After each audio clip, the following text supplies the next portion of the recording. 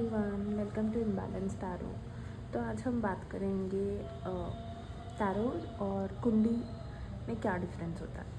तो जो कुंडली होती है वो आपके पास्ट लाइफ कर्मास के हिसाब से बनी जाती है। जो आपके प्लैनेटरी प्लेसमेंट्स या जो भी होता है, it is according to your past life. Okay, तो जैसे जैसे आपने कर्म किए होते हैं वैसे वैसे आपका प्रारब्ध के हिसाब से आपकी कुंडली बनाई जाती है। वेरस जो टैरो होता है वो आपकी प्रेजेंट सिचुएशन के हिसाब से होता है, आपकी प्रेजेंट एनर्जीज़ के हिसाब से होता है। ओके, तो डिवाइन ने हमको फ्री विल दिया है एक रीज़न के लिए कि हम अपने एफर्ट्स, अपने कर्मों से हमारी प्रेजेंट लाइफ चेंज कर सकते हैं और हमारे कर्म चेंज करके हमारा प्रारब्ध बदल सकते हैं। अब जैसे प्रेमानंद महाराज जी बोलते हैं कि अगर हम बहुत सारा नाम जाप करते हैं तो then we have the power to change our karmas, correct, change our destiny, which is true. क्योंकि जब हम नाम जाप करते हैं या मन से या साफ इंटेंशन से कोई कर्म करते हैं तो ऑफ कोर्स वो बहुत स्ट्रांगली इम्पैक्ट करता है। अब सपोज़ किसी की लाइफ में या किसी की कुंडली में, जैसे मैंने भी कभी कभी देखा है, मेरी कुंडली में डॉक्टर बनना लिखा था। ओके, मतलब बचपन से लेके अभी तक जितने पंडितों के पास हम लोग गए थे वो बोलते थे नहीं नहीं ये तो डॉक्टर बनेगी, ये होगा वो होगा, मतलब सब पंडित बोलते थे। बट मेरी चॉइस थी कि नहीं, मुझे इंजीनियर बनना है and I went into that field. Okay, तो this was the power of free will. But अगर ऐसा भी कोई है कि जिसकी कुंडली में लिखा है कि नहीं ये तो कुछ कर ही नहीं पाएगा, बट वो बहुत एफर्ट्स डाले, डेडिकेशन से काम करे, नाम जाप करे, पाठ पूजा करे, डिवाइन की ब्लेसिंग्स ले और अपने कर्म अच्छे रखे, तो डेफिनेटली वो भी सक्सीड होता है। हाँ, हमारे पास्ट लाइफ कर्म बहुत ज़्यादा इम्पैक्ट करते हैं, but that does not mean कि हम हमारा प्रेजेंट और फ्यूचर चेंज नहीं कर सकते हैं।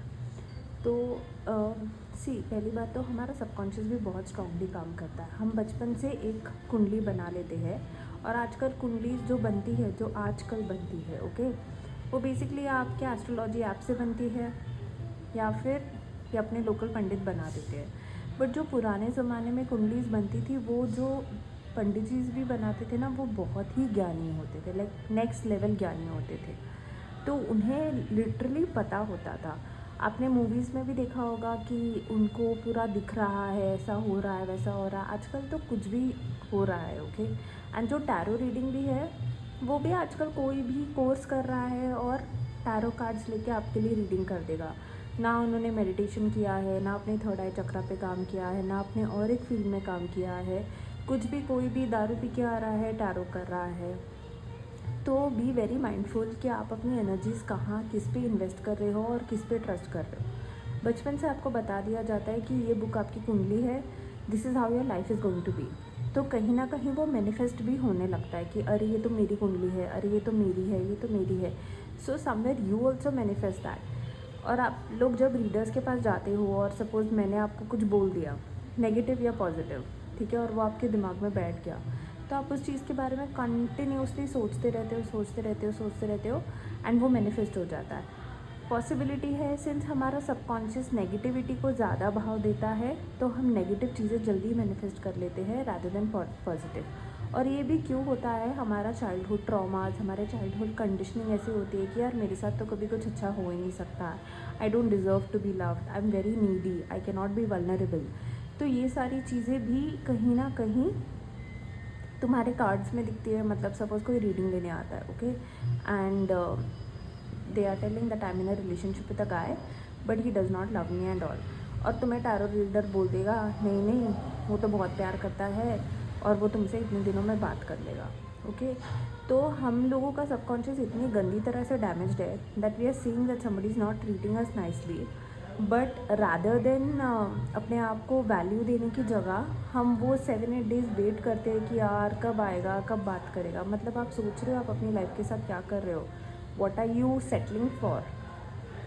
तो अगर कोई टैरो रीडर या कोई गाइड आपको ऐसी रीडिंग दे रहा है कि नहीं नहीं तुम वेट करो वो आ जाएगा अभी ये प्लैनेट से, यार तो तुम्हारा क्या मतलब, you are sitting there and being disrespected over and over again and you are okay with it.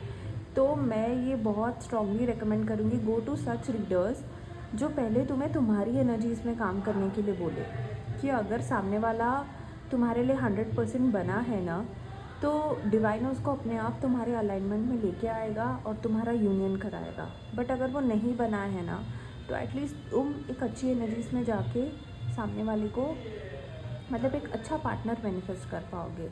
सी कुंडली, एस्ट्रोलॉजी, टैरो, मैं नहीं बोलूँगी ये सब सच नहीं है, हाँ ये सब सच है, बट इस पर डिपेंडेंट होना सही बात नहीं है। इतना डिपेंडेंसी मत ले आओ कि अपनी लाइफ के हर डिसीजन तुम टैरो और कुंडली के हिसाब से लो। आजकल सैड बात ये है कि इतना अवेलेबल हो गया है ना ये astrology on different applications, on different platforms, कि हर कोई 2 मिनट में जाके एस्ट्रोलॉजर से बात कर रहा है। Understand, do you need a counsellor और do you need a astrologer? Okay, astrologer आपको आपकी डेस्टिनी बताएगा, ठीक है। आपको अगर ऐसे लग रहा है आप अपनी डेस्टिनी एक्सेप्ट नहीं कर पा रहे हो और you are facing some serious issues, then you have to consult a counsellor. Understand, उनके पैसे बन रहे हैं, आपकी लाइफ ख़राब हो रही है। अगर कोई astrologer, if you are at 35 and somebody saying no no you get married to this person and ये वो, आप अपनी लाइफ मत ख़राब करो। हमेशा याद रखो, पहले 1 ईयर अपने आप को दो। अपने जैसे प्रेमानंद महाराज का भी एक क्लिप है, कोई तो एक लड़की गई थी उनके पास और वो बोल रही थी I am 30 and I am unmarried. तो प्रेमानंद महाराज जी ने क्या कहा था, 1 साल बस नाम जाप करो, उसके बाद किशोरी जी आपकी शादी करा देंगे। करेक्ट, उतना ट्रस्ट रखो भगवान पे। और ये नाम जाप मेडिटेशंस क्यों बोलते हैं, क्योंकि you know decision making power strong होता है। When you sit down with your self, you meditate, आपके सारे इश्यूज सरफेस पे आने लगते हैं, आपको अपने पैटर्न समझने लगते हैं। तो ऐसे कुछ होता है ना आपकी लाइफ में, you sit down and you think यार ये क्यों हुआ, ये तो पहले भी हो चुका है, ओके ये पैटर्न है, ये मैं एक लूप में चल रही हूँ। The very first step to healing is to realise कि हाँ कुछ तो गलत हो रहा है, ये एक लूप चल रहा है, ये एक पैटर्न चल रहा है, and only then we are capable of getting out of it.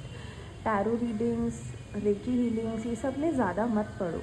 पहले अपने आप को, अपनी लाइफ को अपने हाथ में लो, अपने कंट्रोल में लो, एंड देन डू समथिंग। और आपके साथ यूनिवर्स है, आप खुद यूनिवर्स हो यार, and divine will always help you. But तुम हेल्प मांगने तो जाओ, the help will only be given once you ask for it. But आप लोग मांगते ही नहीं हो, आप लोग इंसानों के पास जाने लगते हो कि नहीं मेरी मदद कर दो, ये कर दो, वो कर दो, बताओ मैम कब आएगा। आजकल तो इतना फ़नी लगता है मुझे, छोटे छोटे बच्चे आके बोलते हैं मैम स्पेल कर दो, मैम वो कब आएगा, मैम उसके बिना मैं जी नहीं पाऊँगी। अरे बहन पहले पढ़ाई तो कर ले, फिर जीना मरना देखेंगे। सी आई अंडरस्टैंड इमोशंस है, बट आप सही में किसी और को अपने ऊपर मत रखो। अपना एक गाना भी है ना, दूसरों की जय से पहले खुद को जय करे।